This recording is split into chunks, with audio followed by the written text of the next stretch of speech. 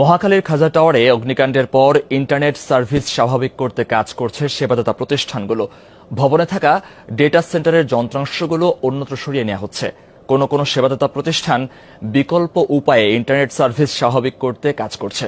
অগ্নিকাণ্ডের কারণ অনুসন্ধানে কাজ করছে ফায়ার সার্ভিস। বৃহস্পতিবার বিকেলের আগুনে মহাখালীর খাজা টাওয়ার ক্ষতিগ্রস্ত হয়েছে। ভবনটিতে থাকা ইন্টারনেট সেবাদাতা প্রতিষ্ঠানের ডেটা সার্ভার পুড়ে যাওয়ায় এখন পর্যন্ত স্বাভাবিক হয়নি ইন্টারনেট সেবা।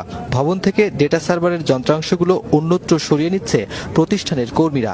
এখন পাচ্ছে না, এখন টোটাল বন্ধ, টোটাল দেখেন ফোনের পর ফোন, আর এখান থেকে সার্ভিসও হচ্ছে না, এরকম অবস্থা। মানে কেন নেট পাইতে না, এখন বিকল্প এখান থেকে আমাদের অন্য জায়গায় শিফট করতে হবে, তাছাড়া আর উপায় নাই। ডিভাইসের যেহেতু অবস্থা বোঝা যাচ্ছে না, তো বোঝা গেলে তারপরে এটা আসলে বলা যাবে যে কবে নাগাদ বা কতটুকু সময় লাগবে এটা ঠিক করতে। ছোট ছোট কিছু সার্ভিস আছে যেটা কিনা হচ্ছে ডিআর এর সাথে কিছু ডিপেন্ড